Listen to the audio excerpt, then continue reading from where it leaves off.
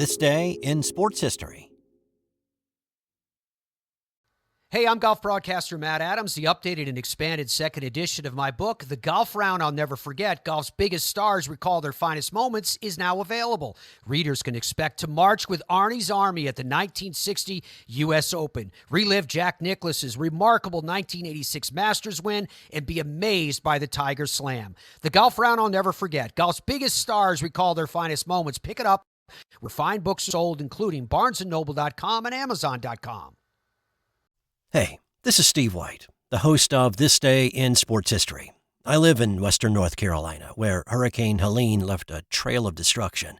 While my family and I are fine, others in this area are not. In fact, the situation is dire. So many across this portion of the state and the region lost everything. Those who still have a home may still be without power or access to clean or running water. Some are trapped by washed-out roads. Communication has been severed. Consider a donation to the Western North Carolina Red Cross or another local charity that's doing work to help those affected by the storm. Let's bring some normalcy back to life for so many who have been disrupted. I've put links in the show notes if you would like a few suggestions. Thanks. Now, here is today's episode. It's This Day in Sports History, a member of the Sports History Network. If you check out sportshistorynetwork.com, you can find more podcasts and more info. It's October 6th, and let's check out a couple of stellar college football games that happened on this day in 2007.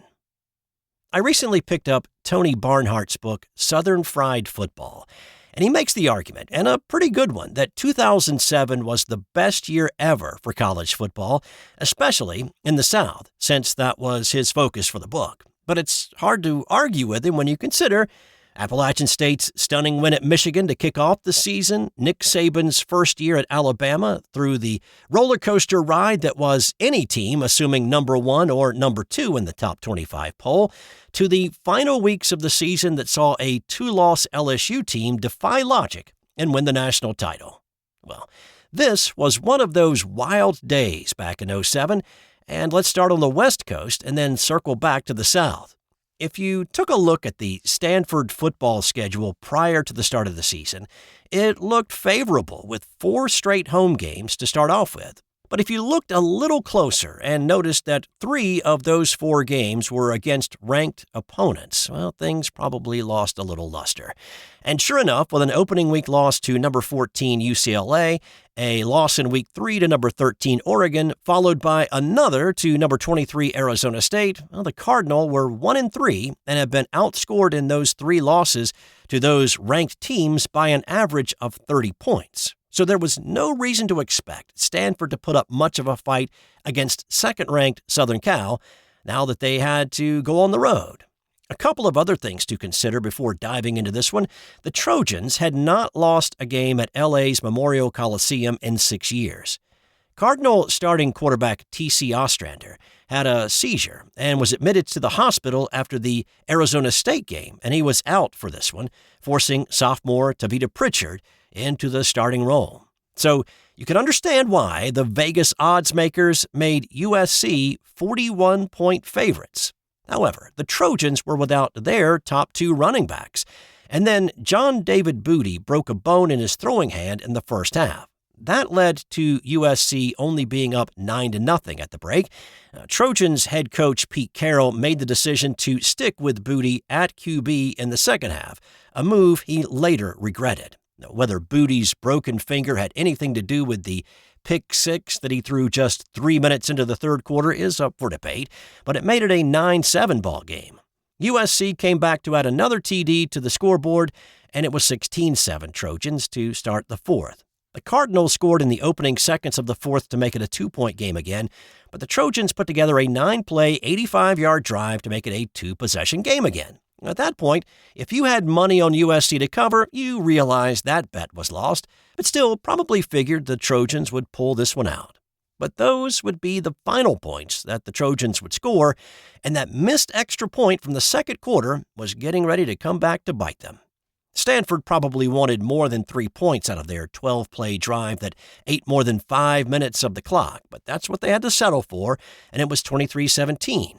There were still more than 5 minutes to play, so a lot of clock to burn, but the Trojan running game just wasn't working very well in this game, and so they had to go to the air. With just over 2 minutes to play, Booty overthrew his intended receiver, and the Cardinal had their 4th interception of the second half and their 5th overall.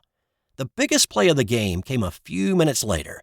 Facing a 4th and 20, Pritchard hit future Seattle Seahawk defensive back Richard Sherman with a pass over the middle for a gain of exactly 20 yards and a new set of downs at the 10-yard line.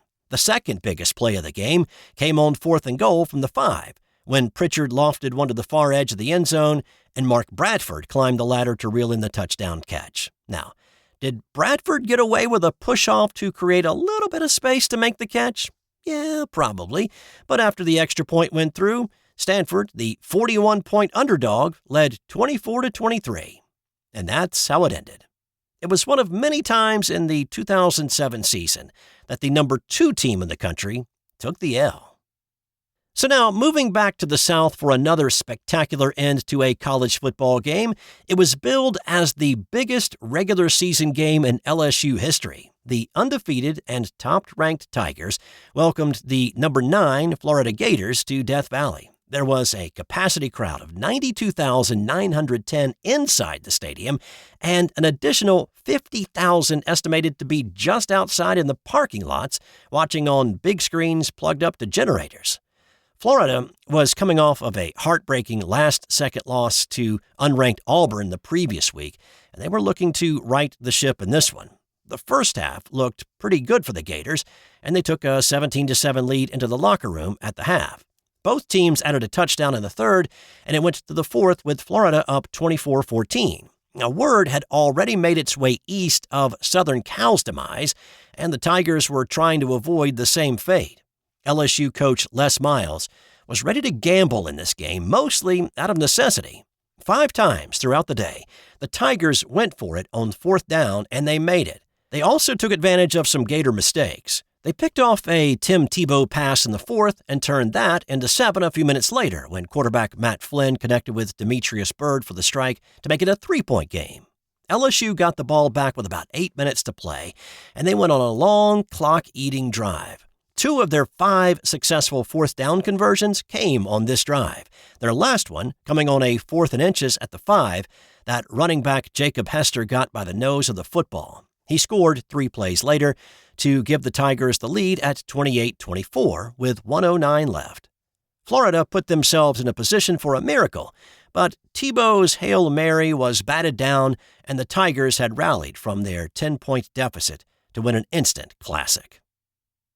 On this day in 1993, Michael Jordan shocked the world by announcing he was retiring from the NBA. Reasoning being, I've heard a lot of different speculations about my reasons for not playing, but I've always stressed to people that have known me and the media that has followed me that when I lose the sense of motivation and the sense of to prove something as a basketball player, it's time for me to move away from the game of basketball. Now, one of the speculations that many people pointed to as a reason for MJ's departure after winning 3 straight NBA titles was due to the loss of his father, who was murdered after an apparent roadside robbery in July.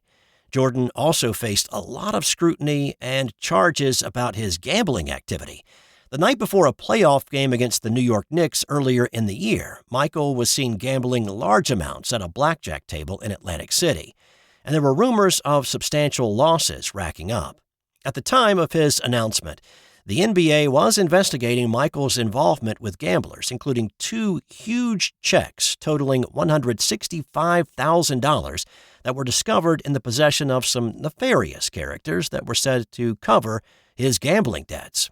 That investigation was dropped 2 days after Jordan announced his retirement, leading some conspiracy theories to pop up that Commissioner David Stern asked MJ to step away from the game for a year, with the league fearing an actual suspension of the GOAT would be problematic. Stern vehemently denied that theory, but Jordan was only 30 years old, on top of the basketball world with 3 championship rings. He added to the conspiracy theory when he later hinted in his press conference on this day that he may be willing to come back and play if David Stern lets me back in the league, he said. Of course, 30 years down the road, we know now how this all played out, eventually. But on this day in 1993, we were all left in shock at the news of Jordan's retirement. And a couple of quick hitters for you. On this day in 1926, Babe Ruth became the first major leaguer to hit 3 home runs in a World Series game. The Yankee slugger did it in a 10-5 win over the St. Louis Cardinals in Game 4. St. Louis would go on to win the series, though, in 7 games. On this day in 1966, Jim Palmer became the youngest player to ever throw a shutout in the World Series. He was 20 years, 11 months old when he blanked the LA Dodgers in Game 2 of what would turn out to be a 4-game sweep of the defending champs by the Baltimore Orioles. On the other end of the spectrum, Phil Niekro became the oldest to pitch a shutout in the majors when he prevented the Toronto Blue Jays from scoring a single run. It was also the 300th career win for the 46-year, 188-day-old knuckleballer. Jamie Moyer would come along 25 years later to top it as a 47-year-old. And time now for today's Nothing to Do with Sports Fun Fact. If you so happen to be traveling through Le Lavandou, France anytime soon, you probably should know that it is illegal to die there unless you own a cemetery plot within the town limits. That's all I've got for you today. And again, if you would like to assist in the recovery efforts in Western North Carolina, there's a list of organizations in the show notes. Enjoy your day, and I'll talk to you again tomorrow for another edition of This Day in Sports History. This has been an original Thrive Suite production.